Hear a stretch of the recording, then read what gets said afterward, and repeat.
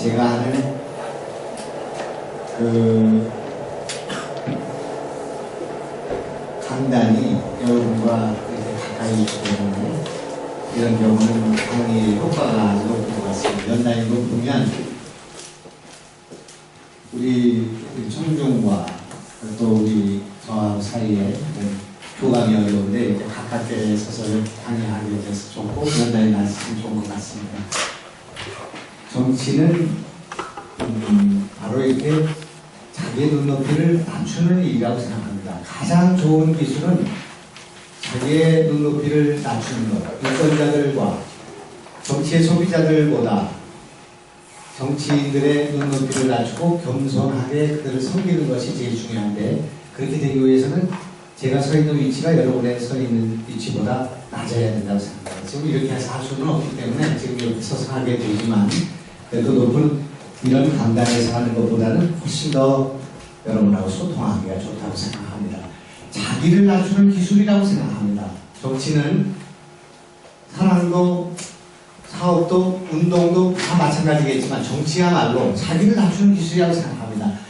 자기를 낮출 때 유권자들이 정치인을 받아들이고 소통하고 사랑하고 신뢰할 수 있다고 생각합니다. 그동안의 정치인들이 너무 높은 곳에 서 있었다고 생각합니다. 자기를 낮추지 않았다고 생각합니다. 자기가 무엇인가를 가지고 있기 때문에 가르치려고 생각했다고 생각합니다. 오늘도 사실은 여러분의 말씀을 들어야 되는데 우선 그 말머리를 듣기 위해서 제가 가지고 있는 생각을 솔직하게 말씀드리고 여러분들의 말씀을 듣는 그렇게 소통하는 쌍방향의 실시간 쌍방향의 정치를 한번 보여드릴까 생각합니다. 제가 오늘 이 강의실에 처음이고 아마 세계 최초의 그런 일이 될지도 모르겠습니다만 오늘 이런 강연을 실시간으로 중계합니다. 그래서 여러분 그 스마트폰을 꺼내보시면 오늘 여기 사무국에 부탁을 해서 제가 방송하는 주소를 보내드렸습니다. 그걸 누르시면 지금 눈으로 지금 보시는 실시간으로 보는 오프라인의 강연을 온라인으로 지금 보시는 것을 경험하게 될 것입니다. 제가 하는 모든 활동은 대체로 이렇게 실시간으로 중계되고 있습니다.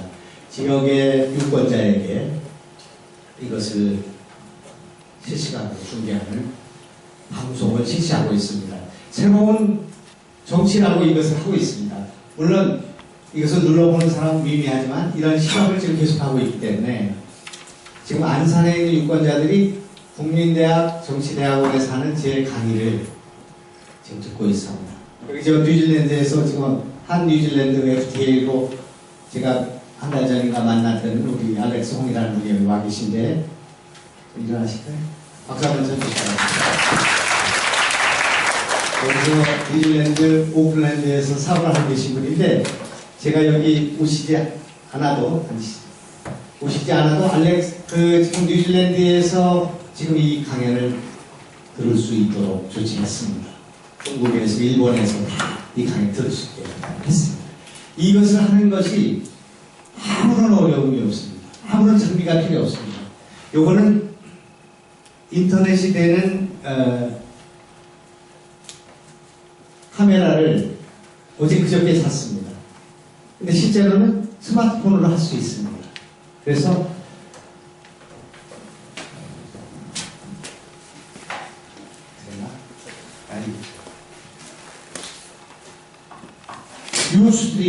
유스트림 요 백본을 이용한 것입니다. 유스트림이라는 것은 손정희가 대주주로 있는 우리나라로 말하는 아프리카 같은 것입니다. 유튜브 같은 것입니다. 유튜브로도 할 수 있고 유스트림으로도 할 수 있고 아프리카를 사용할 수도 있습니다. 이 채널을 이용해서 요거를 지금 이 시간에 누르게 되면 제가 하는 강연을 들을 수 있습니다. 그것을 지금 스마트폰에 여러분 꽂아드렸기 때문에 한번 실험해 보시기 바랍니다. 나오고 있는지. 나오고 있죠? 이거는 저만 할 수 있는 것이 아니라 여러분이 다 할 수 있다고 생각합니다. 이 국민대학의 공간의 협약함을 여기 와서 듣지 않아도 안산에서 미국에서 중국에서 다 들을 수 있는 일이 벌어지고 이루어지고 있습니다. 이런 기술이, 이런 스마트폰이, 이런 개인 방송의 기술이 정치에 어떻게 이용되어야 하나 하는 문제를 던져주기 위해서 오늘 지금 이 실험을 하고 있는 것입니다. 세상이 바뀌었습니다. 지금 제가 보기엔 예수 이후에 2000년 내에 최대의 변화와 격변을 겪고 있는 것 같습니다. 이런 변화를 정치에서 어떻게 구현해야 될 것인가? 이런 변화를 교육에서 어떻게 구현해야 될 것인가? 이런 변화를 우리 사업에서 어떻게 구현해야 될 것인가? 이것이 인간관계에는 어떻게 변화가 이루어지고 우리 국가의 경쟁력에는 어떻게 변화가 이루어져야 될 것인가 하는 문제를 오늘 같이 토론하는 그런 시간이 됐으면 좋겠다 이렇게 생각합니다. 이런 스마트폰 온리의 세상 속에서, 이런 방송통신 융합의 시대 속에서, 이런 ICT 기술의 변화가 우리의 목전에 와 있는 이런 상황 속에서 우리는 어떻게 이 변화를 도대체 따라갈 수가 있겠는가 하는 문제를 오늘 같이 논의해볼까 생각합니다.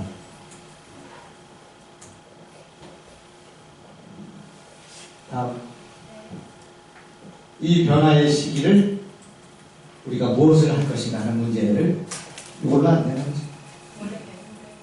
그 다음에 제가 오늘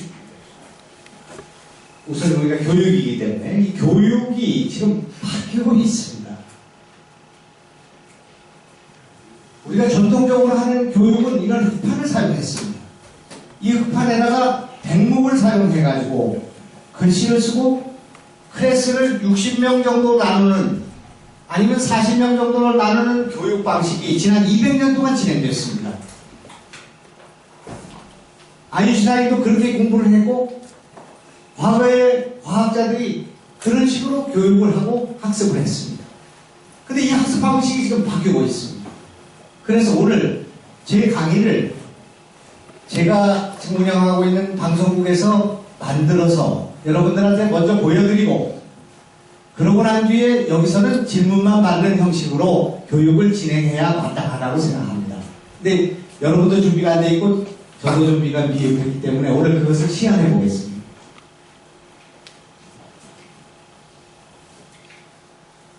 그것이 스마트폰이 보편화된 시대가 됐습니다. 방송통신이 융합되어 있고 새로운 기술, ICT 기술이 엄청난 변화를 가져오고 있는 시대 속에 있습니다. 이런 이중의 변화 속에서 정치도 바뀌어야 되고 교육도 바뀌어야 되고 또 기업도 바뀌어야 되고 또 제품도 바뀌어야 되는 엄청난 그 변화 속에 있다고 생각합니다. 강의의 형식도 바뀌어야 된다고 생각합니다. 오늘 제가 여러분께 얘기하는 플립드 에듀케이션은, 플립드 러닝은 바로 이런 변화된 상황 속에서 교육이, 강연이 또 이런 학습이 어떻게 바뀌어야 될 것인가 하는 것을 보여주는 일이 되겠습니다. 제가 지금 준비하는 이 내용은 오늘 우리가 제가 해야 될 강연을 요약해서 말씀드리고, 이것은 강의실에 들어오기 전에 미리 듣고, 그리고 강의실에 와서는 저와 대화를 하거나 토론을 하는 방식, 이것을 거꾸로 되어진 학습, 거꾸로선 교육이라는 에듀케이션이라는 방식으로 지금 일반화되고 있는 중이라고 볼 수 있습니다. 이런 교육의 혁명이 지금 일어나고 있습니다. 새로운 기술, 새로운 산업을 만들고 새로운 창업의 내용이 되고 있습니다. 새로운 정치 문화가 만들어져야 될 필요가 있습니다. 모든 것이 지금 변하고 있는 그런 상황 속에 있는데, 그 속에서 제가 잃지 말. 오늘 제가 여기서 드리는 강연은 저런 영상으로 여기 오시기 전에 차 안에서 다 듣고 오시고, 여기 와서는 질문만 하는 방식으로 교육이 바뀌어져야 된다고 하는 교육, 거꾸로 선 교실, 거꾸로 선 프립트라는 말이 FLIPPED라는 프립트 에듀케이션이 지금 보편화되고 있어. 호우서라는 요 사이트에 가면 하버드 대학에, MIT에, 예일에, 콜롬비아의 유명한 교수들의 강연이 무료로 제공되고 있어. 인터넷으로 강연을 듣고 학점을 따는 그런 대학이 만들어지고 있습니다. 차가 막히는데 여기까지 와가지고 이렇게 저녁 시간에 이렇게 하지 않고 제 강의를 들을 수 있고, 질문을 우리가 모여서 하는 학교에서는 토론을 중심으로 하는 그런 교육이, 프립트 에듀케이션이 지금 진행되고 있는 것입니다.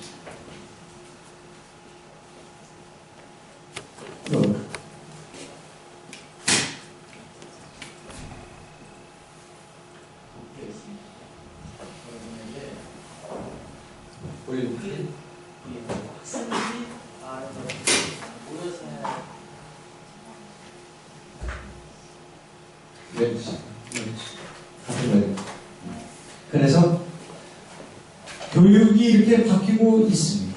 그런데 정치를 어떻게 바꿔야 될 것인가?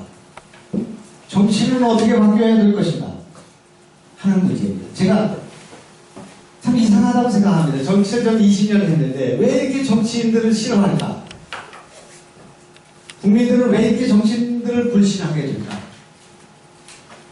국민들은 왜 이렇게 정치를 믿지 못하게 되는 것일까 하는 의문점이 하나 있었습니다. 또 한 가지는, 제가 대학교를 지금 막 졸업하는 막내를 포함해서 3명의 아이를 두고 있는데, 그 3아이들이 아빠의 정치, 아빠의 지구당, 아빠에서 하는 정치 행사에 와본 적이 없어요. 선거 때 와서 조금 도와주는 거 말고는 정치 행사와 정치 문화와 또 정치인의 집회에 가는 것을 도살장에 끌려가는 것처럼 싫어하게 되는 것일까? 아빠는 그렇게 국회의원을 만들어준 정당의 행사에 왜 이렇게 우리 아이들이 참여하지 않게 되는 것일까? 왜 젊은이들의 이 정치를 이렇게 사가시하고 멀리하고 싫어하게 되는 것일까? 이렇게 중요한 정치를 왜 이렇게 국민들은 정치를 멀리하게 되는 것일까? 하는 의문점이 있습니다. 이거는 정치가 지금 이런 기술의 변화와 생활의 변화와 또는 문화의 변화를 따라가지 못하고 있는 것은 아닐까 하는 생각을 저는 갖게 되는 것입니다. 이것을 뭔가를 바꿔줘야 되겠다고 생각합니다. 그래서 교육에 있어서 이런 변화가 있듯이 소위 정치를 바꾸는 일이 어떻게 가능할 것인가 하는 문제를 지금 생각하게 된다, 이런 말씀입니다. 오늘 제 말씀을 들으면서 아마 그런 생각을 하시게 될 거라고 생각합니다. 빌 게이츠의 마이크로소프트와 스티브 잡스의 애플과 저커버그의 페이스북이 미국의 주식시장에 1, 2, 3위를 하고 있고 세계 부자의 1, 2, 3등을 하고 있는 그런 회사 아니겠습니까? 주가 총액이 우리 삼성전자보다 훨씬 큰. 근데 이 세 사람이 똑같이 21살의 나이에 창업을 했습니다. 근데 이 세 사람이, 물론 빌 게이츠 같은 사람은 조금 더 부유한 집안에 태어나긴 했습니다만 아주 어려운 환경에 무일푼으로 나이 21살에 창업을 해서 세계의 최고의 부자가 됐습니다.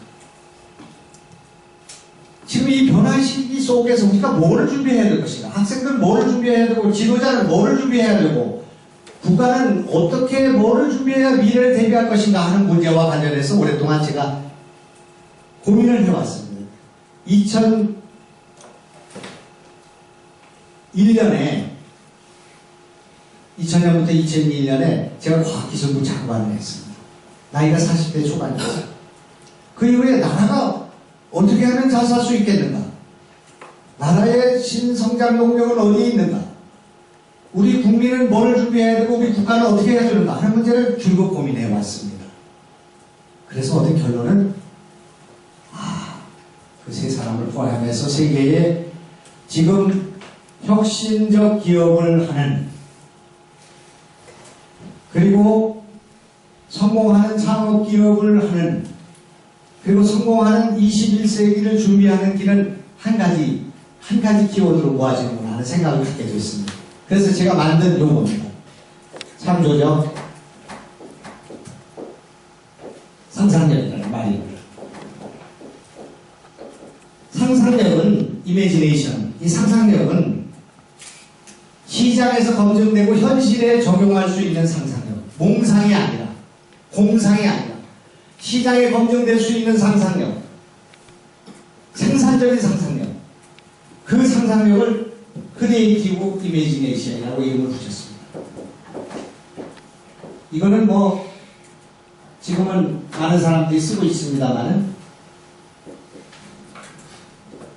이것을 가지면 된다고 생각합니다. 이것을 가진 사람을 만들어내는 교육을 해야 되고, 이런 국민을 많이 가진 나라를 만들어야 되고, 이런 창조적 상상력이 풍부한 제품을 만드는 그런 기업을 만들어야 되고, 그런 공연을 만들어야 한류가 된다고 생각합니다. 이것이 돈이 아니라, 땅이 아니라, 무력이 아니라, 인물이 아니라 상상력을 가진 사람을 만들어야 되는 것이구나. 창조적 상상력을 갖는 교육을 해야 되는 거구나. 거기에 집중해야 되는 거구나.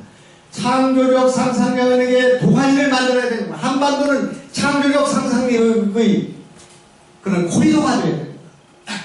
우리는 작은 나라가 아니라 상상력의 영토는 저 우주까지 뻗치는 그런 나라가 되어야 되는구나. 그런 사람을 많이 갖고 있는 나라가 성장하고 발전하고 혁신하고 승리하는구나. 우리 지도자는 어떤 사람 뽑아야 됩니다. 창조적 상상력이 있는 사람 뽑아야 된다고 생각합니다. 소통은 상상력을 가진 사람들 속에서 무한정 확장되는 것입니다. 민주주의는 상상력을 가진 사람들에게 엄청난 전 우주적인, 전 세계적인 상상력을 가져다 주는 것이라고 생각합니다. 이걸 가져요. 이 상상력은 뭘로 구성되어 있냐? 두 개로 구성되어 있다고 저는 그동안 믿고 있었습니다. 하나는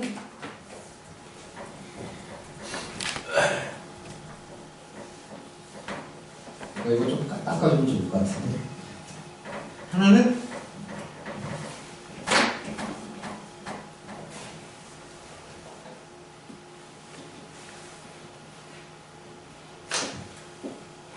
뭔가 다른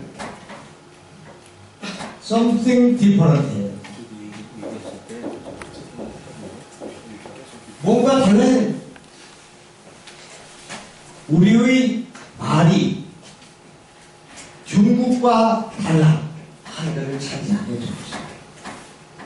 우리의 삼성의 갤럭시 6S는 엣지가 애플 컴퓨터하고 다른 것이다.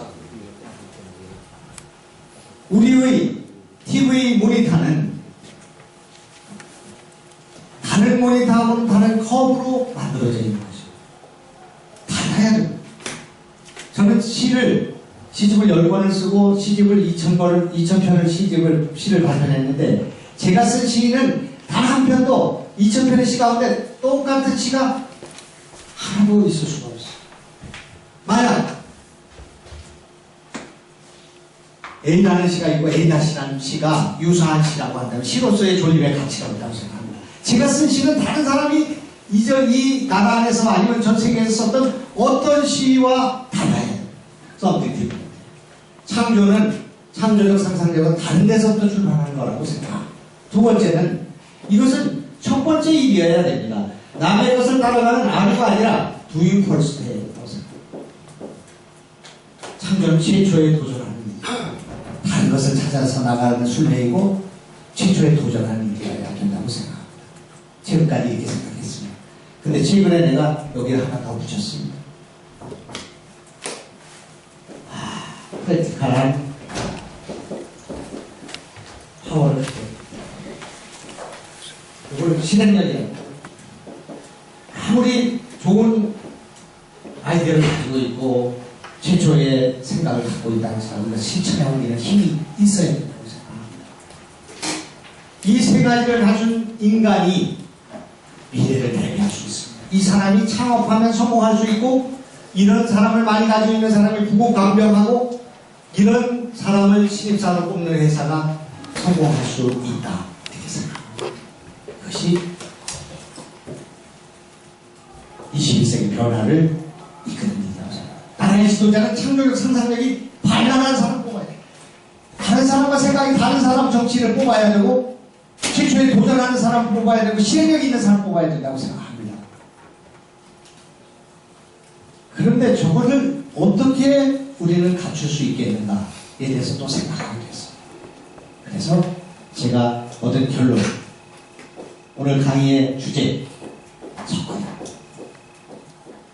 섞어야 산다. 섞는데, 융합하는데, 퓨전하는데, 크로스오버하는데 거기에 희망이 있다. 거기에서 something different가 발견이 되고 doing worst가 발견되고 새로운 실행력을 가질 수 있는 공간이 열린다. 이렇게 생각합니다. 섞어야 산다.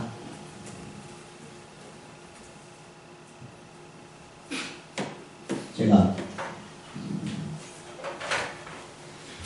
그럼 어떻게 섞어야 돼요? 조금 더 그림 보여드리겠습니다. A와 B가 있으니 섞어야 됩니다. 섞어지는데 A and B 여기에 희망이 있습니다. 여기에 섞어야 됩니다. 일본의 해양 문화와 대륙의 중국의 대륙 문화가 한반도에 섞여졌습니다. 남쪽의 자본주의와 북한의 사회주의가 한반도에서 만나고 있습니다. 중국의 불교의 전통과 인도의 불교의 전통이 선종과 교종으로 여기서 만나고 있습니다. 여기만 들어왔다면 이것이 섞여나. 이것이 우리 한민족이 가질 수 있는 융합의 기술이고 융합의 전통이고 우리의 정신사적인 DNA라고 생각합니다. 이것이 한류를 만들었다고 생각합니다. 이것이 이야기를 만들고 있습니다. 이것이 감동을 만들고 있습니다. 그래서 이것을 섞어서 우리가 디지털 시대에 삼성이 소니를 능가하고 디지털 시대에 삼성 핸드폰이 노키아나 다른 스마트폰을 능가 섞어야 한다고 생각합니다. 우리는 이걸 섞어야 됩니다. 섞기 위해서 뭘 해야 됩니까? 경계를 넘어야 됩니다. 경계를 파괴해.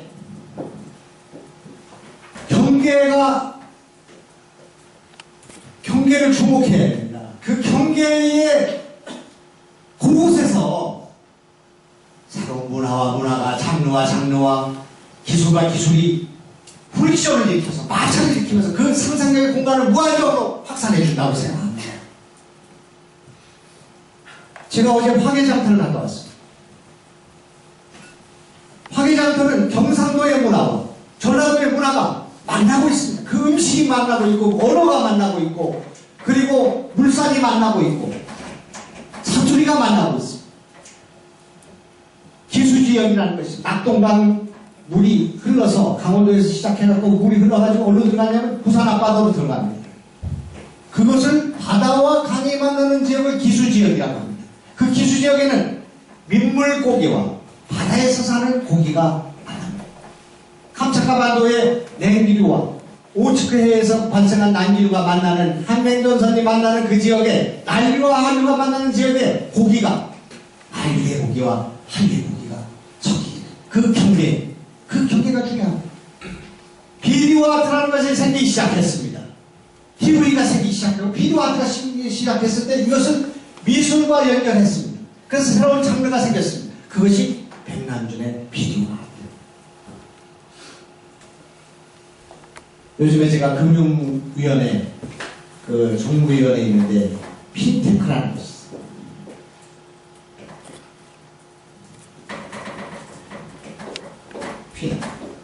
파이낸스, 금융, 테크놀로지, IT 기술과 금융 기술이 만나고 있어요. 자, 이렇게 해서 새로운 산업이 기술이 태어나고 있어요. 경계를 주목해야 된다고 생각합니다. 경계를 들여다보면 거기에 창조가 있을 수가 있습니다.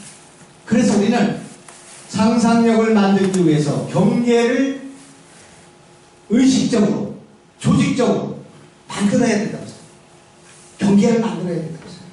그래서 제가 과학기술 장관을 할 때 우리 나라의 과학기술을 이렇게 만들어야 된다고 얘기했어요. 엘빈 토플라가 우리나라에 와서 김대중 대통령 귀에다 대고 얘기했어요. 한국은 앞으로 중국에 밀리고 일본에 치이기 때문에 한국은 신기술로 가야 된다. IT와 BT를 결합한 IT, BT를 결합한 바이오 인포마틱스로 가야 된다.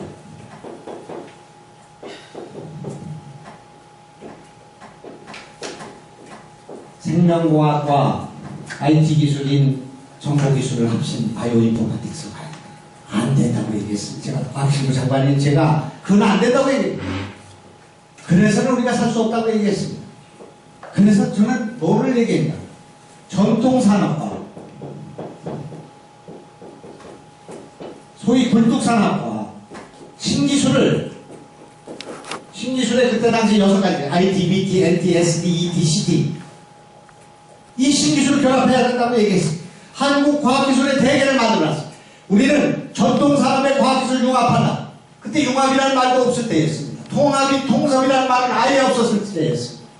과학기술과 전통산업 이것을 결합해. 만약에 이런 생각을 갖지 않았다면 이 전통산업인 반도체, 조선, 자동차, 철강, 원자력 다 끝난 것입니다. 다 포기한 것입니다. 전통산업에 신기술 결합했습니다. 자동차 산업이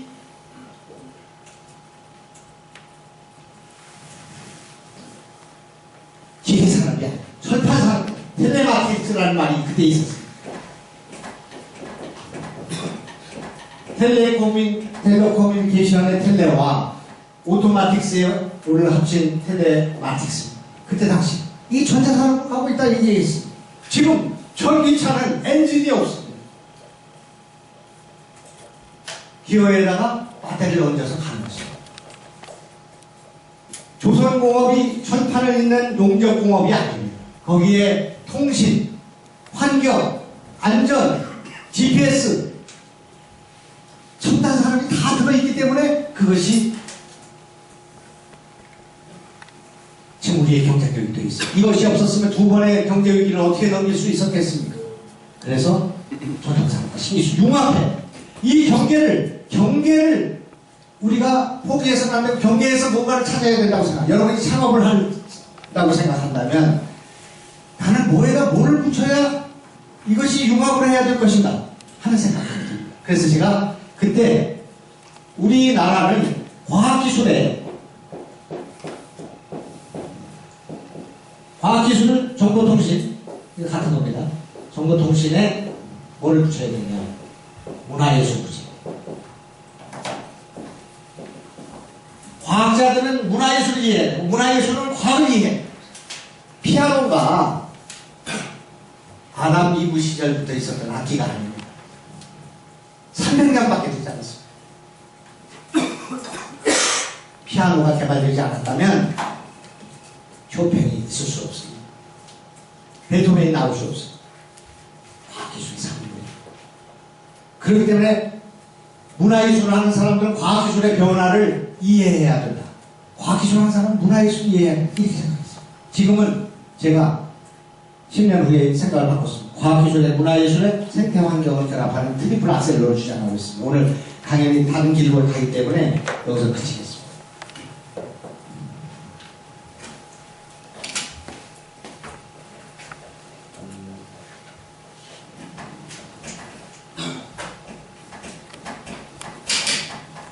한옥씩 바로 그냥 뛰어나면 한옥씩 바로 시작해 보겠습니다. 보니까 지금 있을 겁니다. 유목민. 그래서 대한민국은 농업 국가가 아니라 유목민 국가입니다. 우리는 몽고에서 왔고 징기스칸의 DNA가 우리한테 있다고 생각합니다. 유목민은 정주하지 않습니다. 우리는 한 곳에 머물러 있으면 안 된다고 생각합니다. 우리는 유동해야 되고, 우리는 이동해야 되고, 성취하고 난 뒤에는 떠나야 되고, 달리면서 생각해야 되는 민족이라고 생각합니다. 거기에 창조가 있다고 생각합니다. 징기스칸은 시를 만들어 오라는데 만들어 들어볼까? 징기스칸을 누가 자기가 쓴 글이라는데 그걸 내가 시를 한번 만들어 오라고 했습니다. 한번 들어보시죠. 나도 못 들어봤는데 오면서 이메일을 보내주기 때문에 한번 들어보시죠. 징기스칸의 크게 집안이 나쁘다고 탓하지 말라. 나는 9살 때 아버지를 잃고 마을에서 쫓겨났다. 가난하다고 말하지 말라. 나는 들쥐를 잡아먹으며 목숨을 연명했고 목숨을 건 전쟁이 내 직업이고 일이었다. 작은 나라에서 태어났다고 말하지 말라. 그림자 말고는 친구도 없고 병사는 10만, 백성은 어린애와 노인까지 합쳐 200만도 되지 않다. 배운 게 없다고, 힘이 없다고 탓하지 말라. 나는 내 이름도 쓸 줄 몰랐으나 남의 말에 귀 기울이면서 현명해지는 법을 배웠다. 너무 막막하다고, 그래서 포기해야겠다고 말하지 말라. 나는 목에 칼을 쓰고도 탈출했고 뺨에 화살을 맞고 죽었다 살아난 것이다. 적은 밖에 있는 것이 아니라 내 안에 있다. 나는 내게 거추장스러운 것은 모두 없애버렸다. 나를 극복하는 그 순간 나는 징기스칸이 되어 있었다. 저를 위해서가 아니라 징기스칸을 위해서 박수 한번 쳐주시기 바랍니다. 제가 국회를 떠나기 전에 우리 보좌관 가운데 제일 목소리가 좋은 친구를 선정해서 네가 읽어라 그러고 왔는데 성공한 것 같습니다. 지도자는 주위에 있는 사람들의 능력을 잘 알아보는 그런 거 아니겠습니까? 목소리가 괜찮았죠? 예. 제가 읽었으면 안 됐을 것 같습니다. 그래서 오늘 이런 시를 들려드리게 돼서 아주 기쁘게 생각합니다. 스티브 잡스, 타락해나 이 사람을 생각하지 않을 수가 없어요. 스티브 잡스는 하이테크의 기술자가 아닙니다. 스티브 잡스는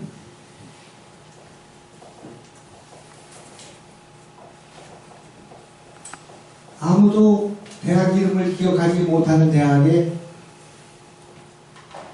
6개월짜리 청강생이었어요.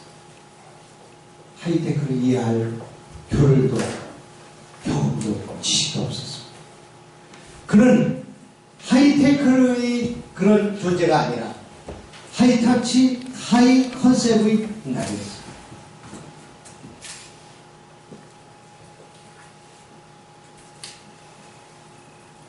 이건희 회장은 삼성 반도체의 기술을 할 수 없어요. 정주영 회장은 자동차를 조립할 줄 모르는 사람.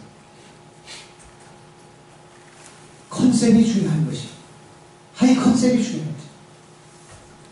어느 날 음원이 따로 있는 CD를 사는 시장에서 한두 개의 자기가 듣고 싶은 노래만 뽑아서 살 수 없겠는가 하는 생각을 하는 사람들이 있었어요. 아이튠이 그게 있었어요. 그것이 불법으로 복제로 해서 무너지고 난 뒤에 소비자들이 저런 것이 좀 있었으면 좋겠다는 생각을 갖게 됐습니다. 그것을 스마트폰에 넣어야 되겠다고 생각하고 음반업자들을 찾아다니면서 그 음원을 수집해서 넣게 된 것입니다. 그래서 MP3 아이디번을 다 잡고 그것을 스마트폰 속에서 음악을 듣게 되는 그 컨셉이 아이팟을 만든 것입니다. 거기 인터넷을 집어넣고 컴퓨터를 집어넣으면 안 될까? 스마트폰에 턱도 없는 생각이라고 생각하는 사람들 속에서 something different 하고 doing worse 하고 프랙티컬 파워를 가진 스티브 잡스가 이 일을 해냄으로써 인류의 역사가 바뀌게 될 것입니다. 오늘날 이 스마트폰 안에는 카메라가 들어가 있고, 스마트폰 안에는 전축이 들어가 있고, 스마트폰 안에는 컴퓨터가 들어가 있고, 스마트폰 안에는 당연히 전화가 들어가 있고, 학교가 들어가 있고, 병원이 들어가 있고, 신기술이 들어가 있고, 수많은 것들이 들어가서 스마트폰 온리의 시대가 된다 이겁니다. 틀림없이 우리가 죽는 순간에 침대 곁에 스마트폰을 들고 죽게 될 것입니다. 모든 세계 모든 사람들이 스마트폰에다 고개를 숙이고 있습니다. 어쩔 수 없이 옳든 그르던 스마트폰 원리의 시대가 됐기 때문에 이런 상황 속에서 마케팅이 바뀌어야 돼. 시장이 바뀌고 있습니다. 기업이 바뀌고 있습니다. 정치가 바뀌어야 돼. 바뀌지 않을 수가 없습니다. 옳고 그름을 따질 수가 없습니다. 즉 그렇게 되어 있습니다. 오늘 신문을 보면 백화점이 무너집니다. 백화점이 사양입니다. 어느 나라도 지금 백화점이, 미국 백화점이 세계에 어디 나간 데가 있습니까? 어렵습니다. 백화점이 스멀스멀 대형마트로 갔습니다. 대형마트가 수입을 늘리고 계속 성장했습니다. 전통시장을 다 무너뜨리는 것처럼 보였습니다. 이것이 서서히 리테일에 밀리고 있습니다. 동네 슈퍼마켓 같은 리테일, GS25, 뭐 이런 CNU, 이런 거에 밀리기 시작했습니다. 이것이 인터넷 판매에 밀리고 있습니다. 작년에 인터넷 판매 매출이 10조를 넘어서고 있습니다. 이것이 스마트폰 판매로 가고 있습니다. 시장이 가고 있는 것입니다. 이런 기술의 변화를 감지하지 못한 기업들 다 물러나고 망하고 있습니다. 코닥이 디지털 카메라를 먼저 만들고 망했습니다. 노키아가 망했습니다. 세계에 이르는 기업들이 줄줄이 무너지고 있습니다. 변화에 적응하지 못하면 망하는 것입니다. 국가가 망하고 개인이 망하고 산업 자체가 망하고 기술 전체가 망하는 그런 미중의 변화 속에 있기 때문에 누구 한 사람이라도 정치를 살려야 되겠다고 생각합니다.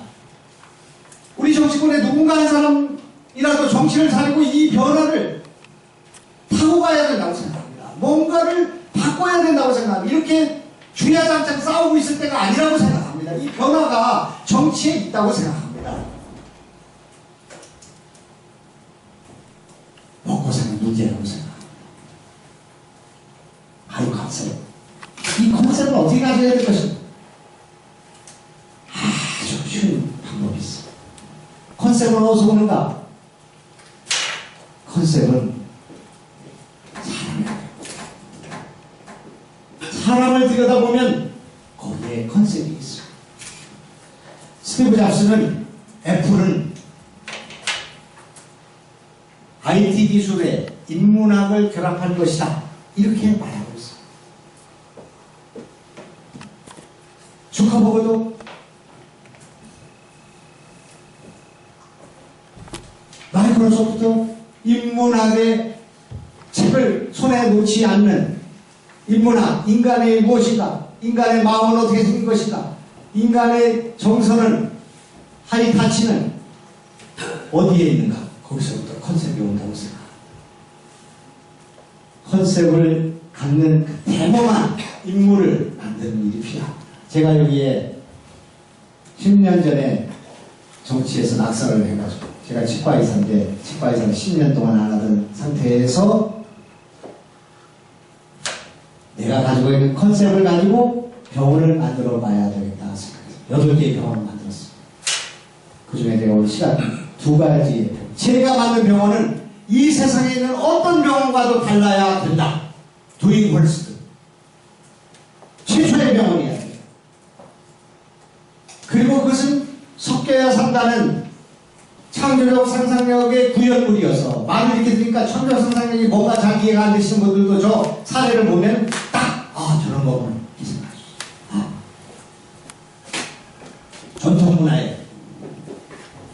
전통문화에 첨단 의료를 섞어야겠다. 이렇게 해서 우리나라의 13,000개의 치과 가운데 내 병원 하나 나중에 다시 하나 만든 2개의 병원만이 전통 문화인 한옥에다가 우리 순단의료를 섞었습니다. 이걸 할 때 우리 동료 의원들이 얘기했습니다. 오늘 10년 동안 그 의사를 안 하고 돌아오다 보니까 정신이 좀 빠졌구나. 치과를 한옥에다 만들어야서는 안 되는 이유가 100가지가 있습니다. 지난 100년 동안 왜 사람들이 치과에다 안 살아요? 거기는 좁아서 안 되고, 추워서 안 되고, 비싸서 안 되고, 길거리에 떨어져 있어서 안 되고, 벌레가 나와서 안 되고, 100가지가 있어요. 그래서 내가 얘기했습니다. 치과에다, 한옥에다 치과를 만들면 어떻게 망하는지를 보여줌으로써 다시는 후배들이 그런 일을 하지 않도록 하기 위해서 내가 만든다고 얘기했습니다. 지금 성업 중에 있습니다. 역발상! 이것이 감동을 만들어내는 것입니다. 우리의 전통이 얼마나 첨단을 잘 수용하는가를 보여주는 일이어서 이것을 만드는 과정을 보여드리겠습니다. 이렇게 해서 인사집센터였습니다. 이거는 삼청동 옆에 있는 가회동에 한옥마을로 올라가는 이 길입니다. 여기 올라가면 한옥마을 6대체가 있고 여기 감사원이 있고 이 아래는 헌법재판소가 있는 그 길입니다. 서울에서 제일 아름다운 길입니다. 한번 가보시기 바랍니다. 이 집을 한옥을 보존하면서 한옥치과를 만들기 시작합니다.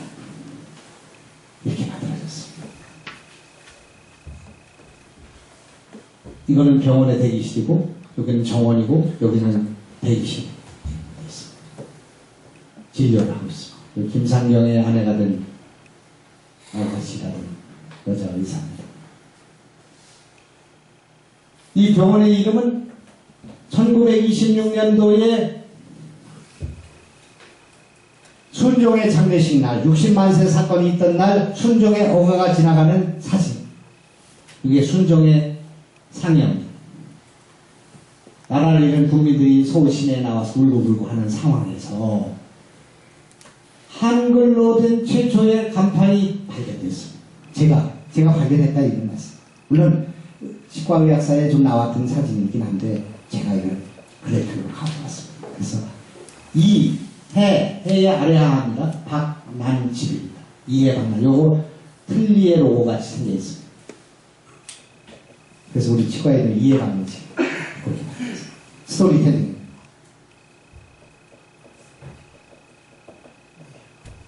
지금 중국에 저 치과를 진출시킬 것인데 이름을 그대로 쓸 것입니다. 이해 박난. 밑에 한문으로 뭐를 번역하다 만드는 건 내가 알려드려야 합니다. 우리 조상들이 왜 그때 한글이 폐기된 상황에서 이해 박는 집이라는 치과를 썼을까? 이해 박는 치과가 아니라 이해 박는 방이 아니라 이 빼는 방이 아니라 이해 넣는 방이 아니라 이해 박는 집. 그때 임플란트도 없었는데 그렇게 생각했어요. 스토리텔링. 이렇게 만들어졌어요. 여기는 외국 관광객들은 꼭 사진 찍고 가는 곳입니다. 이걸 만들고 나니까 사람들이 저보고 야 김영환이가 그 소가 뒷걸음치다 깨물이 한 마리 잡은 거지 뭐 저놈이 어떻게 하다 보니까 그런 생각을 했냐 이렇게 생각합니다. 이거는 기전입니다. 석고에 산다는 기전입니다. 융합해야 된다는 것, 발상을 바꿔야 된다는 것을 보여주는 그런 사례이기 때문에 내가 그러면 이번에는 제가 여기다가 현대미술의 도전정신과 그 다음에 첨단의료를 섞어서 보여주마 이렇게 얘기했습니다. 이게 무슨 얘기냐. 현대미술이 저런 액자에 들어있지가 않습니다. 요즘에 현대미술은 절대 되어있지는 않습니다. 사막에다 엄브레라를 꽂아놓고 그것을 설치미술이라고 웃기고 있어요. 뽕레프의 다리를 광목으로 감고 파리의 에펠탑을 광목으로 감고 그것을 사진으로 남겨놓는 것을 예술이라고 웃기고 있습니다. 캔버스에서 나오고 있습니다. 형식을 파괴하고 있습니다. 건축이 대리석을 붙이고 된조를 붙이고 이렇게 하지 않고 노출 콘크리트를 그냥 쓰는 안도 다다오의 실험이 통해서 웬만한 데는 그냥 노출 콘크리트를 그냥 쓰는 그런 방식이 구현되고 있습니다. 영국의 템즈 강가의 테이트 모던 갤러리라는 갤러리는 전 세계에서 가장 많은 사람들이 들리는 곳인데 거기는 화력발전소를 뜯어내지 않고 폐기하지 않고 재활용해서 거기다 미술관을 만들었어요.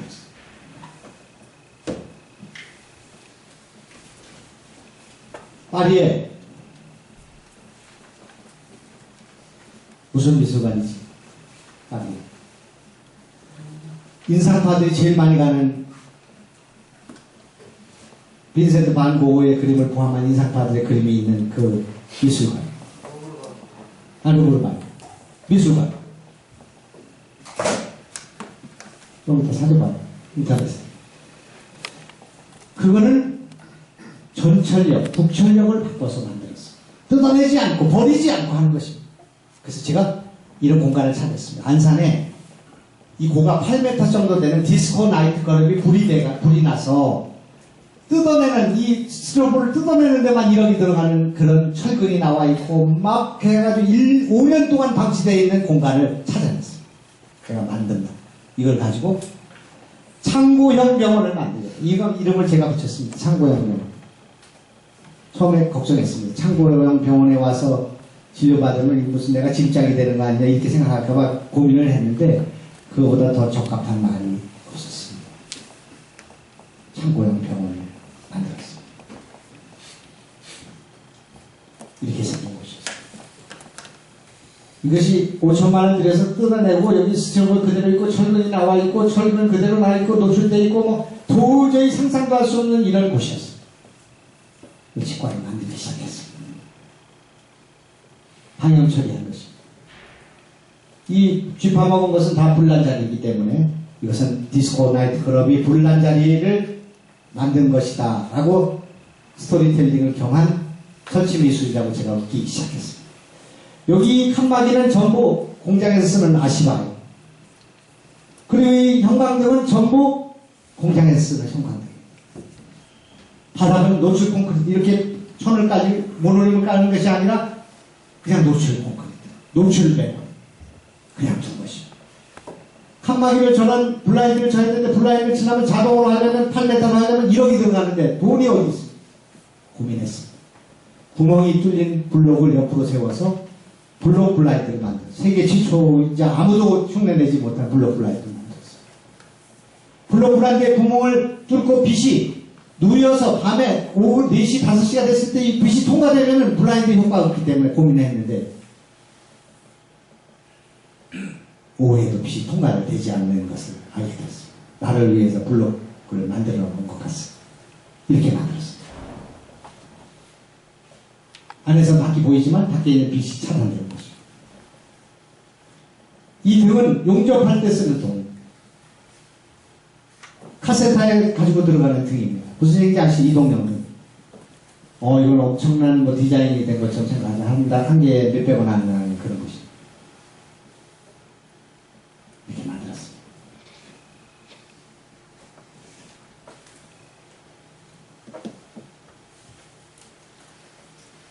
지금 행복이 가득한 집, 디자인 하우스. 우리나라에 있는 디자인 전문가들이 여기 와서 보고, 여기 와서 사진 찍고, 여기서 광고 찍고 있습니다. 우리 한옥치과는 달려라 차여산가? 지금 MBC에서는 1일 연속극을 거기서 찍고 있습니다. 돈 받고 찍고 있습니다. 저한테 돈 내고 찍고 있습니다.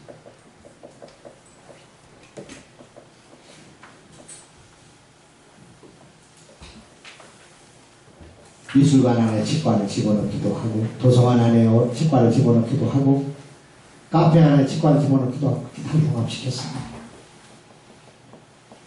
똑같은 병원을 2개 만들 필요는 없지 않겠습니까? 창조이기 때문에 그런 일들이 벌어졌습니다. 제가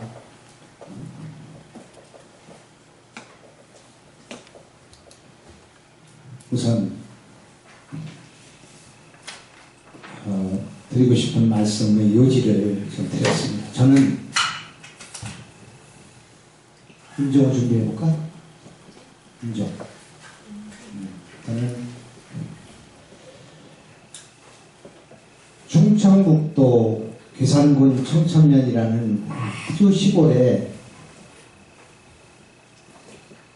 초등학교 문 앞에도 가보지 못한 아버지와 어머니 사이에 장남으로 태어났습니다. 돌아가실 때까지 그를 깨우치지 못했습니다. 어머니는 청주 남유동 시장에 좌판을 깔아놓고 어렸을 때는 미디아스와 사리마다를 파는 노점상이었습니다. 나중에 보따리 장수가 되고 포목상 주인이 됐습니다. 청주고등학교로부터 서울에 치과대학을 다녔는데 5학년 때 의사가 돼서는 안 되겠다고 생각했습니다. 그때 유신체제였습니다. 그래서 감옥에 갔습니다. 학생운동에 참여해서 긴급조치 위반이었습니다. 2년 동안 감옥살이했습니다.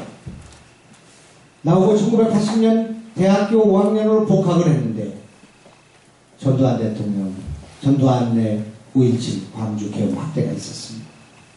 또 잡혀가서 구속되고 학교에서 제적되고 그때부터 6년 동안 전기기술자가 됐습니다. 6개의 자격증을 갖는 전기기술자 생활을 했습니다. 저와 아내와 어머니가 감옥에 끌려갔습니다. 그 사이 아버지는 요구르트를 한 잔을 못 드시고 세상을 떠났습니다. 제가 대전 부천에 있는 신한일전기에 위장 취업을 하고 있을 때 아버지가 위복하라는 말씀을 들었습니다. 세브란스 병원을 찾아가는 날, 그날 조금 있다. 그날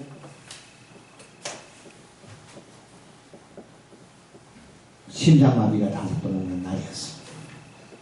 제 자취방에 아버지를 앰뷸런스로 호플리스 디스차지로 옮겨놨습니다. 돌아갈 것으로 알았던 아버지가 숨을 헐떡이면서 살아났습니다. 젊은 시절부터 가스를 많이 마신 아버지가 폐 결핵에서 폐 리스토마에서 폐 염에서 폐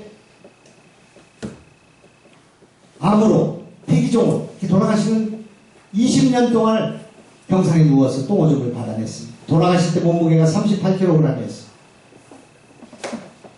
그때 제가 집안을 망쳐먹고 아버지에게 천추의 한을 드린 그 지난 10년을 회상하면서 아버지의 임종을 지켜보던 시절, 아버지가 살아나서 나하고 나눈 겨울 동안, 그 겨울에 나눈 50며칠의 이야기를 제가 시로 적어두었습니다. 결국은 아버지는 자기 목숨을 스스로 끊었지만 그 아버지가 오늘 저에게 가장 큰 힘이 되고 있습니다. 그래서 오늘 그때 쓴 시를 한번 들려드리고 오늘 강연을 마치고 질문을 받도록 그렇게 하겠습니다. 시는 제가 쓰고 제가 낭송을 하고 공정 김영광 똥오줌 받아낸 50일 때문이었을까 그는 드디어 내 손을 들어주었다. 자식이 왼수라던 그아의 신명 나는 하는 일마다 그의 가슴을 찔렀다. 복학의 길이 열렸으나 끝내 거부했고 감옥만은 가지 말라던 그의 말조차 나중에는 손주 손 한 번만 잡게 해달라던 그것조차 못 들어드린 내게 그래 이제 내 생각대로 하려구나. 내가 옳은지도 모르겠구나. 나는 좋은 아내 좋은 아들과 살다 간다. 심장마비 하루 5번 포도 껍질처럼 변해버린 그의 입술. 병원에서조차 가망 없다고 집으로 모셔온 그날 아우가 급히 청계천에서 사온 공업용 산소통에 기저귀 고무줄 코에 밀어 넣었다. 그리고는 그의 겨울을 넘겼다. 모든 비난이 내게 쏟아지던 겨울 어느 날 밤 그가 나직이 물었다. 무엇 때문에 다시 일어날 가망도 없는 내게 이토록 정성을 다하느냐. 내가 말했다. 당신이 여태까지 베풀어 주신 것에 비하면 이것은 아무것도 아니라고.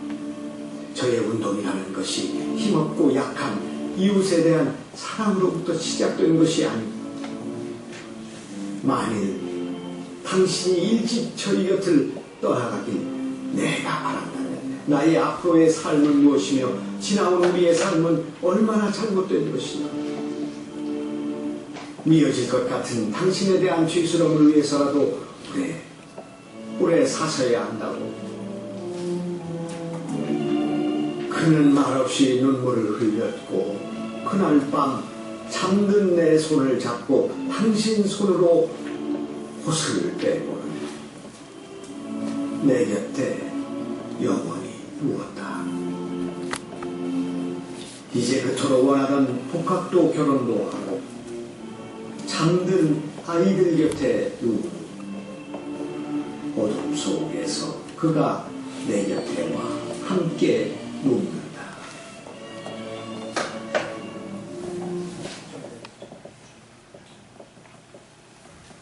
박수 한번 쳐주시죠.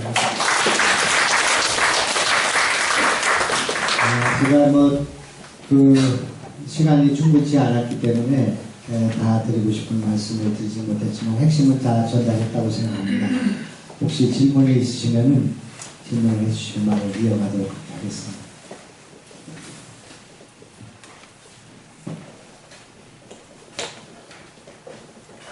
의원님 예, 끝부분에 아주 감동 깊었습니다. 제가 의원님을 알게 된 것은 아마 몇 년 좀 된 것 같아요. 깊이는 몰랐고 오늘 이렇게 강의를 통해서 새롭게 알게 됐고요. 제가 우리 김 의원님이 치과 의사로 도움을 좀 알았고, 근데 그전에는 택시 운전도 했다는 얘기 들어보려면, 그래서 좋은 얘기는 그냥 가만히 있으면 됩니다. 아 그래요? 사실은 아니고요. 아 그래요. 그래서 아무튼 그렇게 새롭게 의원님 활동하는 모습을 보니까 반갑고요. 정치를 제가 관심이 있어서 강남에서 구의원으로 출마를 했었습니다. 있었는데 공천 과정에서 조금 문제가 있어가지고 이렇게 패배를 당했는데, 정치가 변화되려면은 중앙 정치도 변화해야 되겠지만은 기초 지방 거기도 변화해야 된다고 생각합니다. 그렇다면 어떻게 정치가 변화가 돼야 될지 거기에 대해서 좀 의견을 듣고 싶습니다. 질문을 좀 받아가지고 한꺼번에 좀 갈게요. 또 우리 알렉스 공한테 말씀 한번 소감을 한번 말씀. 느닷없이 제가 이걸 끌고 왔습니다. 무슨 얘기를 안 했을지 모르고.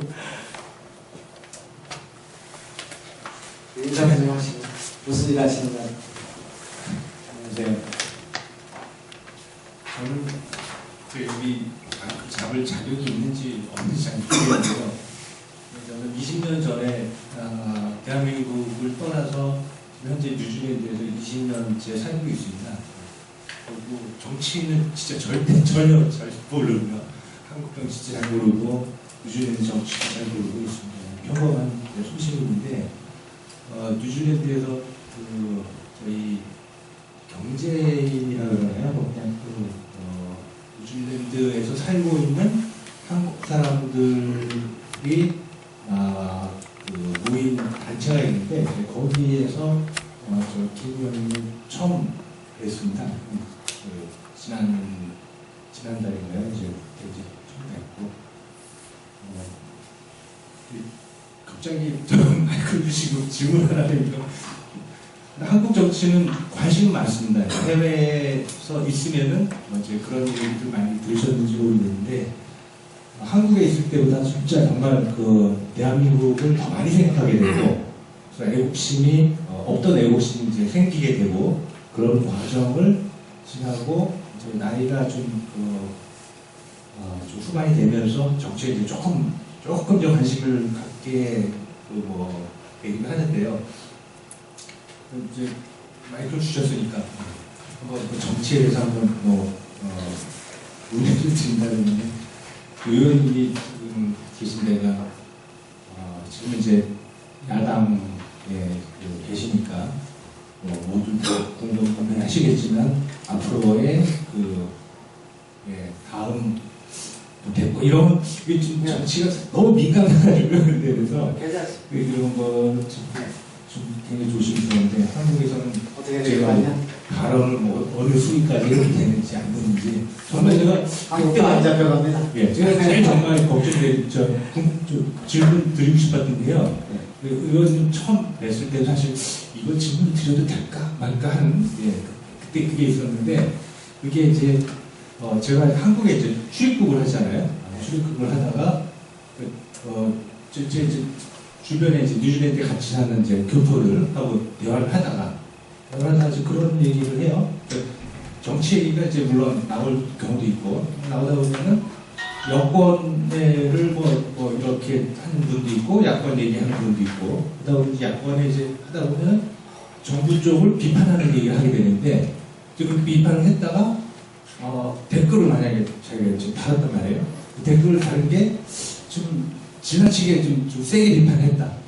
그래갖고 자기가 한국에 들어가는데 출입국 관리사무소에 들어가는데 마치 죄식인 것 같이 이런 느낌이 들고 그래서 그분이 잠깐 뭐 기다리라 해가지고 좀 늦게 들어갔대나 봐요. 근데 이제 그 문제가 아닌데 그렇게 생각했었던 것 같을 정도로 그게 이제 위축이 돼 있는데 저도 괜히 지금 이제 알겠습니다. 네. 또 질문 한 번만 더 받고 네.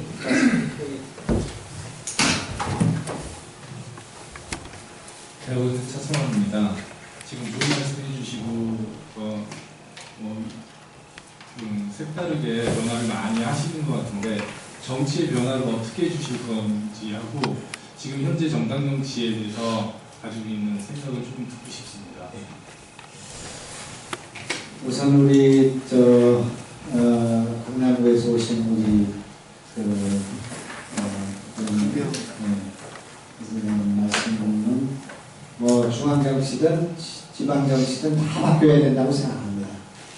지금 제가 생각하고 있는 것은 아까 얘기한 것처럼 정치가 이렇게 신망을 주고 지금 국민의 기대에 부응하지 못하는 것은 변화를 따라잡지 못하는 것도 있고 지금 현재 국민들이 살아가는 삶의 터전이라고 할까 문화라고 할까 어려움, 핍진함 이런 것과 정치가 괴리되어 있기 때문이라고 생각합니다. 정치가 이 어려운 문제들을 해결해주는 집단이 돼야 되는데 정치권에만 가면 오히려 문제가 더 발생이 되는 생산력이 떨어지는 문제를 해결하는 집단이 아니라 문제를 헛구러뜨리는 그런 집단이 되기 때문에 정쟁만 있는 싸움만 있는 목소리만 있는 걸림돌만 되는 그런 것이기 때문에 이것을 바꿔야 된다 그렇게 생각하고 그런 면에서 정치가 다 생활정치로 민생으로 이렇게 바뀌어져야 된다고 생각합니다. 지역에서 열심히 봉사하고 생활인으로서 건강하고 주위의 사람들로부터 신망을 받는 사람이 정치 지도자로 끌려 올라오는 그렇게 뽑혀지는 그런 나라가 되어야 되지 않겠나 그렇게 생각합니다. 저도 그런 사람이 되어야 된다 이렇게 생각합니다. 우리나라에 무슨 대통령이 욕했다고 해서 공항에 나가는데 뭐 문제가 되거나 그런 일이 절대 없기 때문에 그 정도로 우리가 민주화됐기 때문에 뉴질랜드에서 그런 거 했다고 해서 출입국할 때 그런 불이익은 없을 거라고 생각합니다. 만약에 그런 일이 있다면 이 나라는 정말 큰일이라고 생각합니다. 그건 뭐 중국이나 있을 법한 일이지 우리는 절대 그런 뭐 중국도 그런 일이 없어야 되겠지만 우리는 그런 정치적으로 그런 후진국은 아니라고 생각합니다. 그래서 그때 그렇게 생각하셨으면 좋겠다 그렇게 말씀드리고 야당이 정치를 잘해서 다음에 집권했으면 좋겠습니다. 10년 동안 저기 했기 때문에 야당한테 기회를 주려고 생각한다고 생각합니다. 국민들 뭐 지금 그런 기회가 우리한테 와 있는데 문제는 우리에게 있다고 생각합니다. 우리가 변하지 않고 이런 상태에서 정권을 잡는다 할지라도 폭탄이 우리한테 와서 떨어지는 결과가 될 거라고 생각합니다. 나라를 살릴 수 있는 방도를 가져야 된다고 생각합니다. 우리가 국가와 국민을 행복하게 만들 수 있는 비전을 만들지 않은 상태에서 집권한다면 무슨 의미가 있겠는가. 또 그런 집권에 대한 방향과 전략이 없는 상황에서 야당이기 때문에 권력을 준다. 그런 일은 없을 거라고 생각합니다.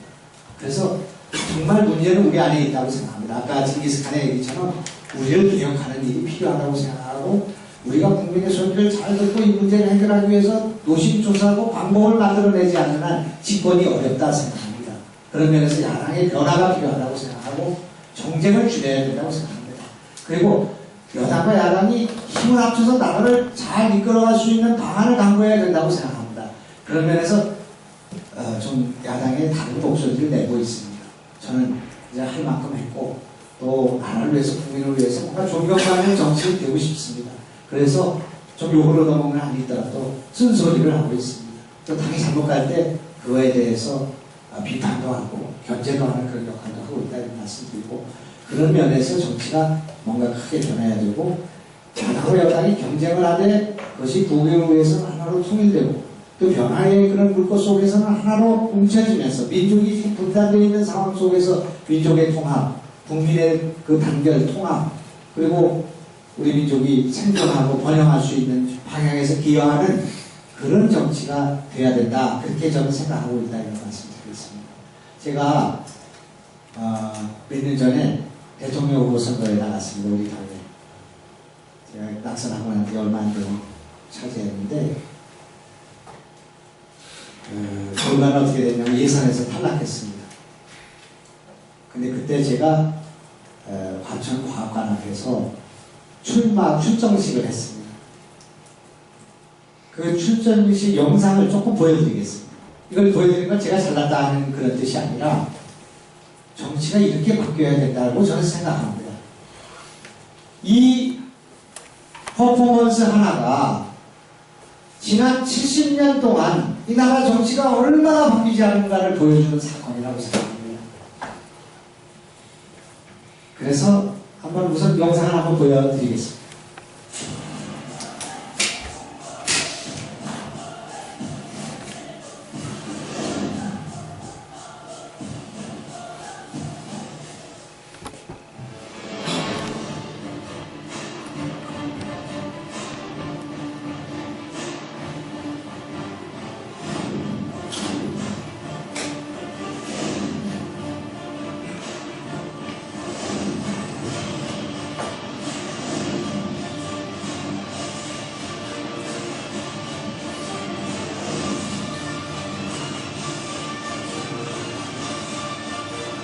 음성을 수 없어. 이상해요.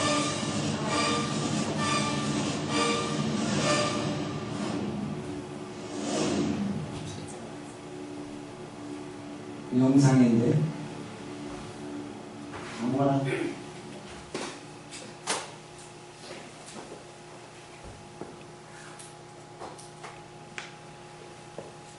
유튜브에서 지금 꺼내고 있기 때문에 아무거나 막 불러요. 소리를 볼륨을 좀.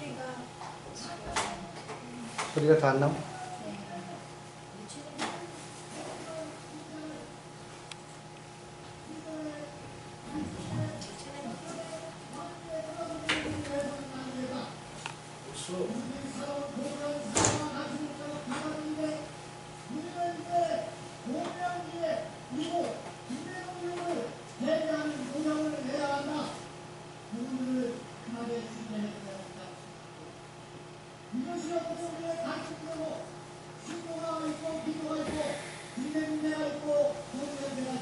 그만하세요. 이것도 예민한 얘기가 이거는 이런 변화를 시도했습니다. 왜 대통령 출마 선언이 지난 70년 동안 모두 다 연단 앞에서 넥타이를 메고 원고를 들고 기껏해야 프롬프트를 보면서 이렇게 진행되어야 됩니다. 지난 50년 동안 70년 동안 그렇게 했어요.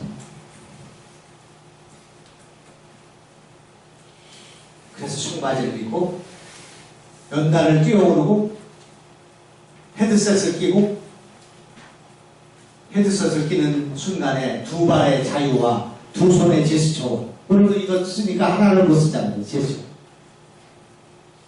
싸이가 공연을 하는데 마이크를 붙들고 이렇게 노래하는 거 있습니까? 관객 속으로 들어갈 수 있고 움직일 수 있고. 저는 헤드셋을 그날 처음 써봤습니다.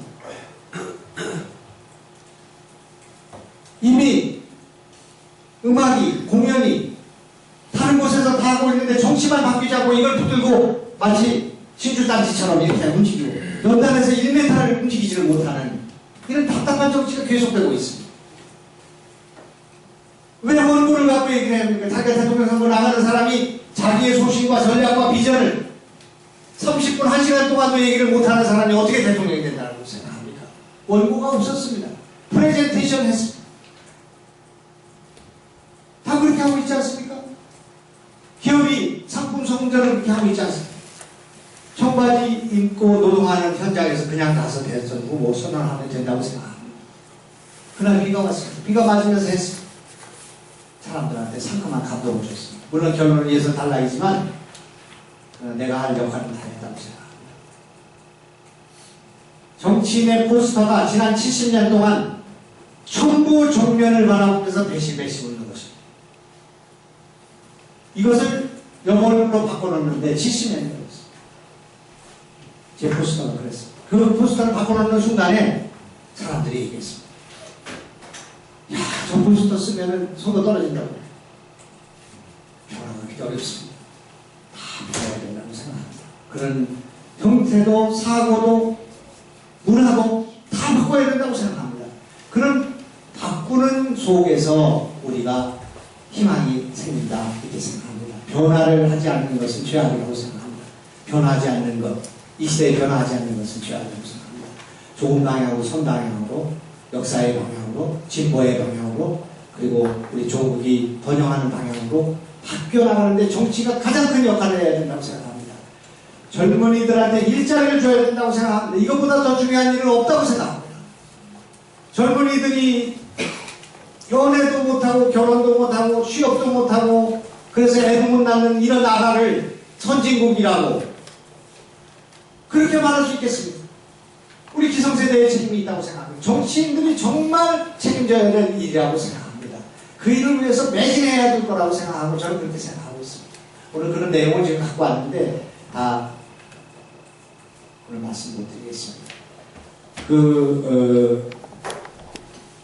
제가 한 달에 한 번씩 하는 노마드 포럼이라는 포럼이 있는데 거기서 선배들의 경험, 창업자들의 그런 고민 이런 걸 하는데 내일이 있습니다. 내일장에. 혹시 제가 제 전화번호를 드릴 테니까 문자를 하나씩 주시면은 제가 그 포럼에 초대하겠습니다. 제 메일은 디지털 이스타 한 메일이 있습니다. 이건 제가 본 우리 비서들은 안 보이는 비서들이 뭐 글 쓰거나 그런 일이 없는 거니까 디지털 이스타에 보내주시면 제가 필요한 정보, 영상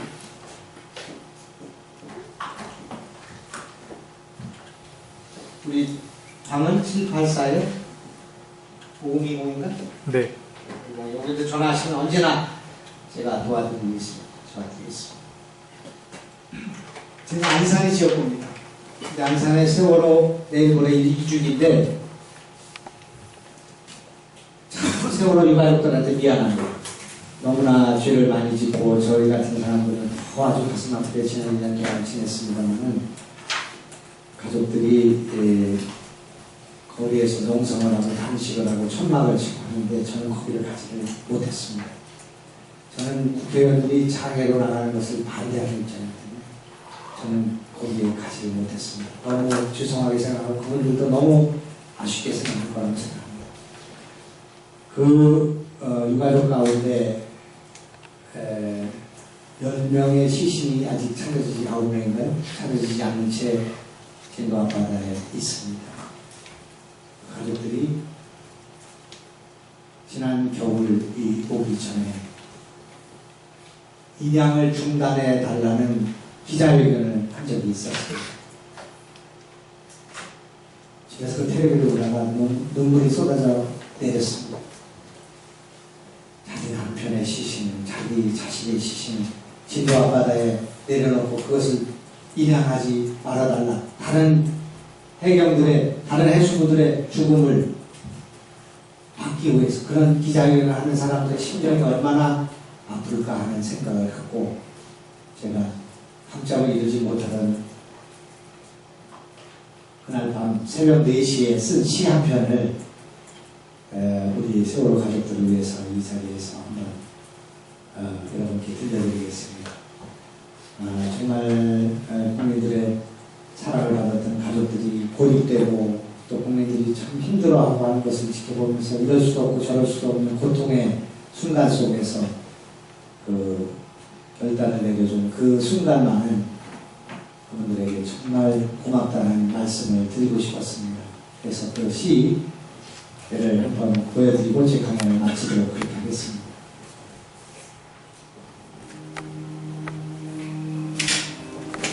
시는 제가 쓰고 권희덕 성우가 낭송했어요. 볼륨도 크게 하시면 이걸 제가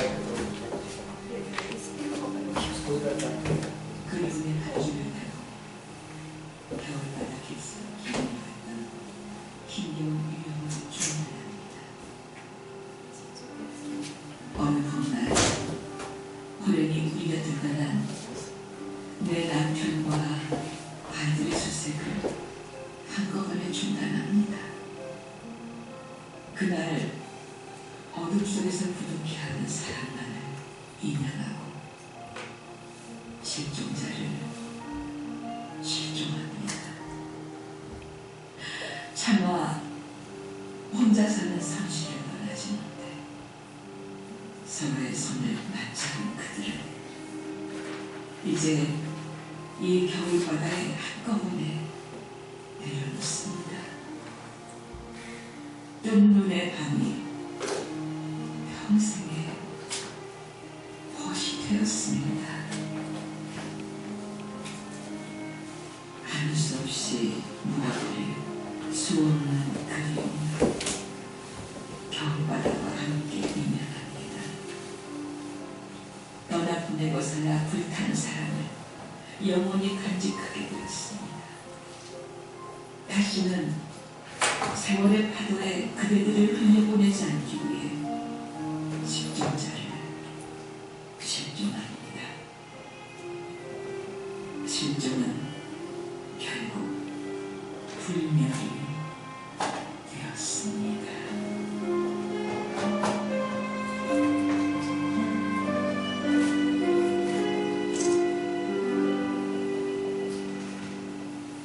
위로한 박수를 한번 쳐주시죠.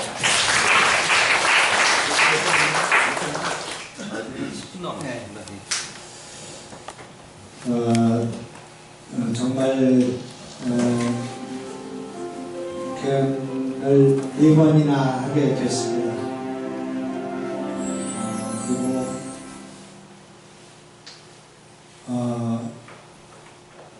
예, 반갑습니다.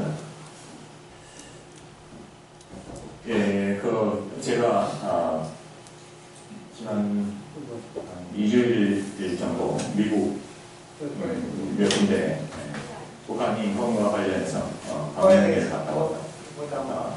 며칠 전에 왔다. 방송 사고인 것 같습니다.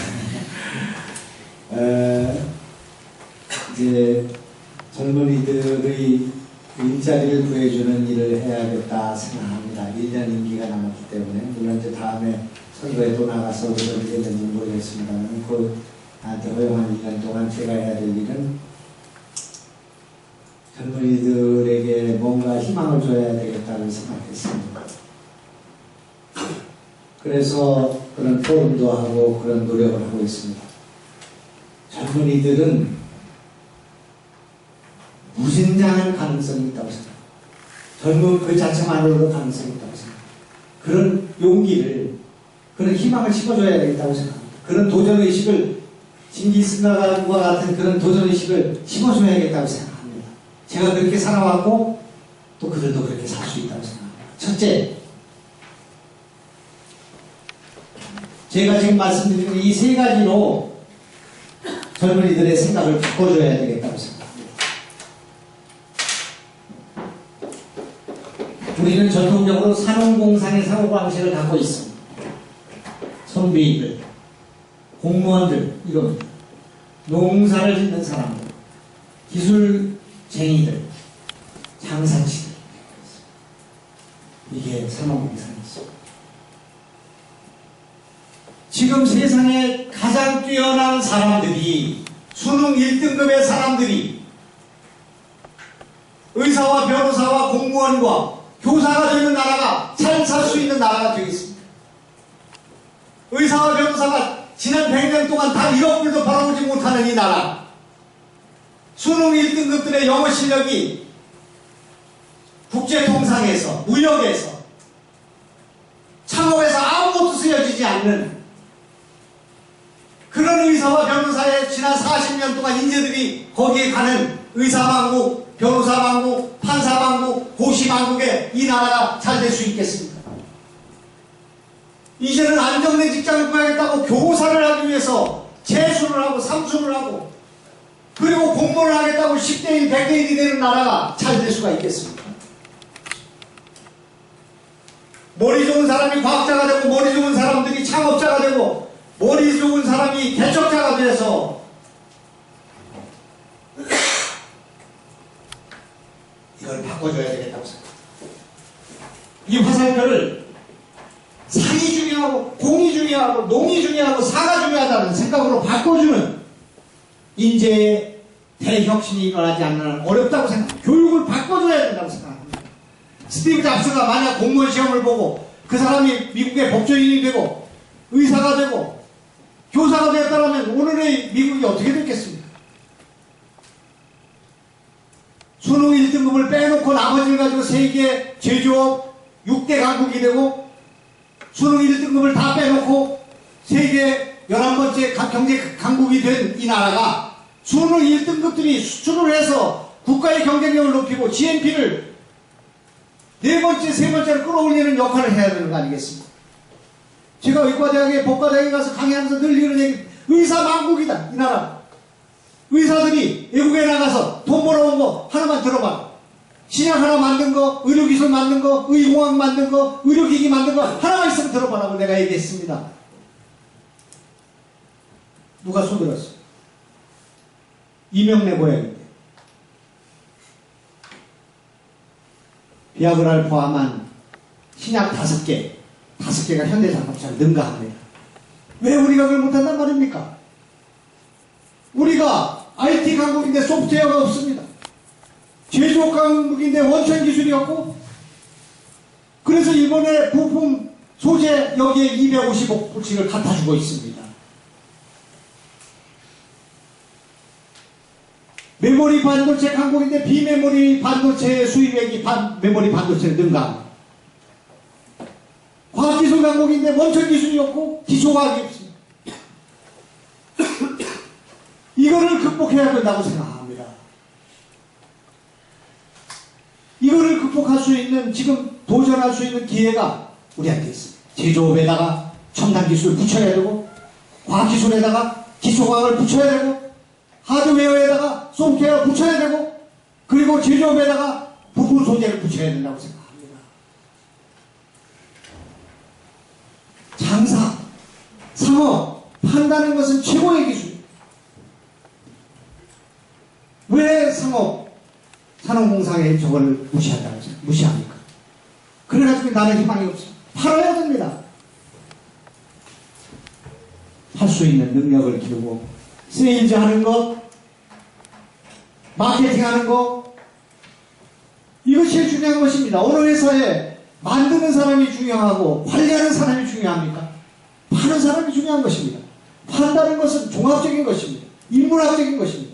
그것은 많은 설득력이 필요하고 신뢰가 필요하고 많은 기술에 대한 이해가 필요한 것입니다. 그렇기 때문에 세일즈를 무시하고 마케팅을 무시하는 사람을, 나한테 찾아오는 100명 중에 99명은 우리 아들은 관리직에 넣어요. 관리지 희망 없습니다. 기술 배워야 돼. 마케팅 해야 돼. 그래. 마케터입니다. 스티브 잡스 마케터입니다. 빌 게이츠도 마케터예요. 두 번째, 뛰면서 생각해.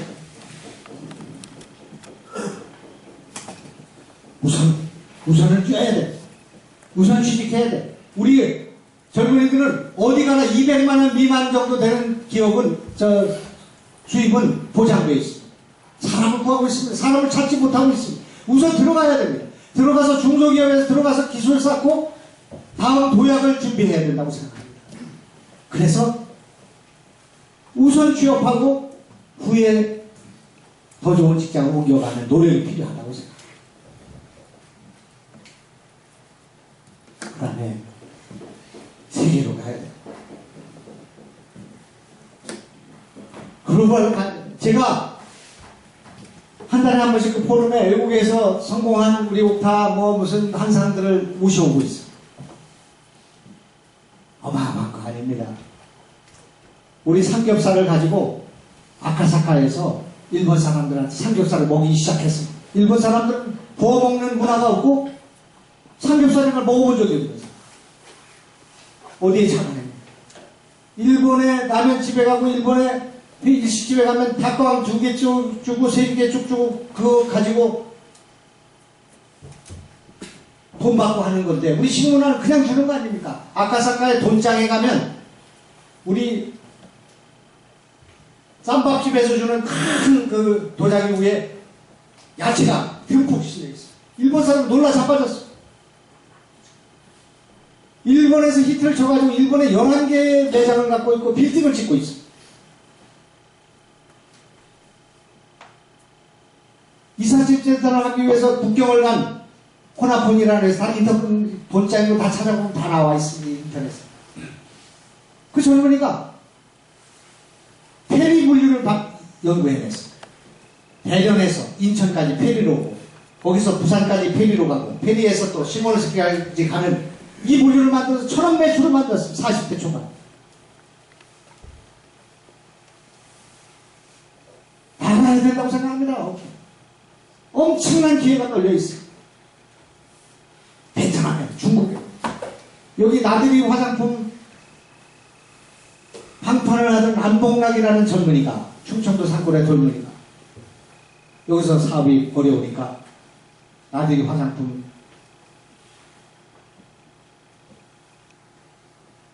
유통기간이 거의 다 된 화장품 2 컨테이너를 갖고 중국에 들어갔어요. 중국의 이산도시에서 방판을 시작했어요. 지금 9,000개의 매장을 갖는 9만 명이 일하는 매출 1조 원짜리 방판 회사 유라이트라는 회사가 만들어졌어요.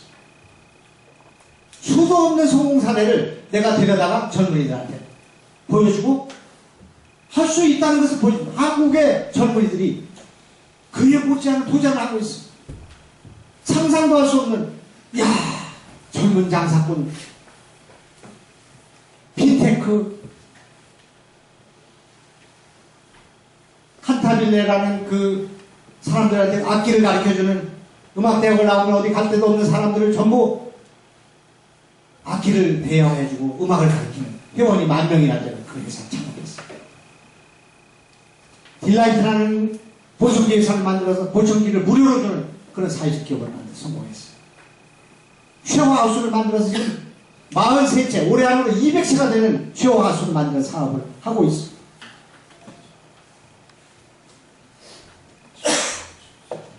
우리 다 할 수 있다고 생각합니다. 젊은이들한테 그 희망을 줘야 된다고 생각합니다. 그거를 만드는 일을 하고 있어요. 나는 우리 방에, 내 방을 방송국을 만들었고 창업센터로 만들었어요. 인턴 또 우리 소파 만들어내고 거기다 창업센터를 만들어서 거기서 우리가 창업합니다. 외국에 보내고 취업하고 우리 젊은이들 우리 보장한 멀쩡한 놈들이 왜 내 밑에 보장을 하냐. 빨리 나가서 창업할 생각. 그렇게 하고 있어요. 정말 지금 현재의 상황이 유중하지만 우리 젊은이들한테 기회가 있다고 생각합니다. 그 기회를 열어줘야 된다고 생각합니다. 일본에 보낼 것입니다. 중국에 보낼 것입니다. 베트남 보내고 뉴질랜드 보낼 것입니다. 지난번에 가서 보셨죠? 내가 미국에 가서 무슨 일을 하는지. 새정치민주연합 책자도 꺼냈지 않습니다. 젊은이들 일자리를 만들어주지 않는 정치가 무슨 의미가 있습니까? 나는 그렇게 생각합니다. 그래서 그 일을 제가 하고 있다는 말씀드리고, 저한테 문자라도 보내주시면 제가 좋은 기회를 만들어 드리겠다는 생각 드리겠습니다. 마지막으로 나라를 살릴 수 있는 10가지, 20가지의 방책을 마련해 놨습니다. 지난 대통령 선거 때 야당 후보가 제 정책을 가져갔으면 난 대통령 100% 됐다고 생각합니다. 제 정책은 아무도 생각하지 않았던 정책이기 때문에 그 정책의 한 가지를 제가 소개하고 제 강연을 마치겠습니다. 정치가 얼마나 중요한가?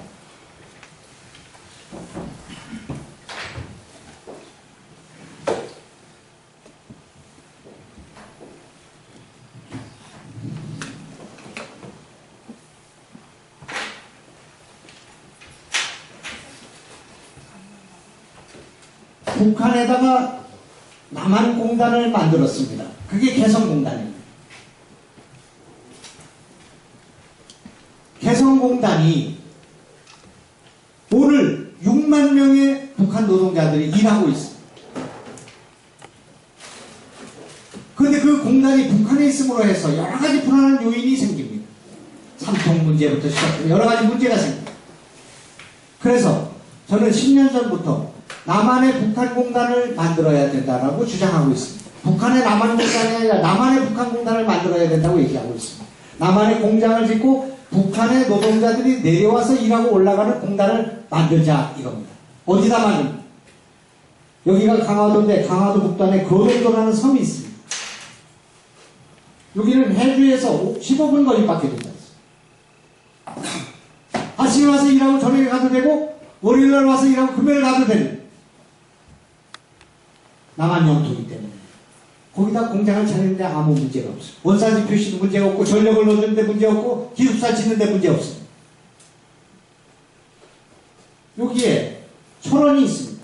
철원에 3,800만 평의 평화공단이 조성되어 있는데 북한의 노동자가 강원북도에서 170만이나 살고 있는데 일자리가 없습니다. 그 사람들이 내려와서 일하고 올라가면 되는 것입니다. 연천, 보천, 동두천, 그 다음에 인천, 길포, 검단, 인천, 남도, 시와 반월 여기다 공단을 만들고 북한의 노동자가 내려와서 일하고 올라가는 것입니다. 북한 사람들이 이거 보내겠나? 좋은데, 당신 생각은 좋은데 그거 설득해야 됩니다. 북한 노동자가 개성공단에 일하면 300불 받습니다. 1년 한 달 월급이 300불입니다. 그거 5% 올려달라고 지금 하고 있습니다. 300불입니다. 300불. 남쪽에 공단에 오면 1000불 줘도 됩니다. 그렇지 않겠습니까? 남쪽에 공단에 오면 1000불 주고 거기 가면 300불이라면 누가 거기 공단을 북쪽에다 차리겠습니까? 하나만 성공하면 남쪽으로 다 내려오게 될 것입니다. 판본점에 소프트웨어 단지를 만들어서 북한의 IT 기술자들이 내려와서 일하는 그걸 만들어야 됩니다. 그러면 삼성전자가 왜 애플한테 눌리겠습니까? 왜 우리가 소프트웨어 산업이 눌리겠습니까? 일본과 미국이 하는 협력을 왜 남북한이 못한단 말입니까? 카이스트를 평화공단에다 짓고 북한의 노동자 과학자들이 내려와서 일하는 영재들이 내려와서 그런 전략을 왜 못 세운단 말입니까? 북한의 좋은 손, 예능, 창조적인 아이디어를 가진 사람들이 그래픽을 만들고 영화를 만들고 애니메이션을 만들고 디자인을 하고 그걸 갖다가 우리가 팔고 무역하는 그런 나라를 만들면 안 되겠습니까? 왜 쓸데없는 군사, 정치, 이런 논쟁과 갈등으로 시간을 허비한단 말입니까? 만약에 부전선 일대에 그런 굴뚝이 쓰게 된다면 우리는 일본을 당장 능가할 수 있습니다. 우리 제조업은 40년을 끌어갈 수가 있습니다. 북한을 설득하고 있습니다. 해외 동포를 통해서 제가 북한을 설득하고 있습니다. 하나만 만들어보자. 남한공단 100만 평짜리 하나만 만들어보자. 니들 체제가 올라가는 게 불안한지 내려오는 게 불안한지 한반도를 제조업의 벨트로 휴전선을 굴뚝으로 탱크가 서 있던 자리에 굴뚝을 세우는 것보다 더 평화를 만드는 방법이 어디 있겠습니까? 그렇게 해서 우리 젊은이들이 희망을 가질 수 있도록 나라의 국부를 창출할 수 있는 일을 정치가 해야 된다고 생각합니다. 지도자가 해야 된다고 생각합니다. 지도자가 설득해야 된다고 생각합니다. 왜? 대만과 중국이 하는 일을 우리 남북하지 못한단 말입니다. 이런 정책을 만들어야 된다고 저는 생각합니다. 그래서 뭐 오늘 괜히 시간 다 됐는데 그냥 흥분했습니다만은 어떻든 열심히 하겠습니다. 저도 열심히 하고 여러분도 열심히 하고 우리 나라가 발전하고 또 우리 젊은이들이 정말 희망을 가질 수 있는 나라를 만들기 위해서 틀림없이 우리는 이 난관을 극복할 수 있다 하는 말씀을 드리고 여도 야도 정치도 시민도 국민도 다 힘을 합쳐서 나라를 발전시킬 수 있는 그런 날이 되기를 바라겠습니다. 여러분 감사합니다.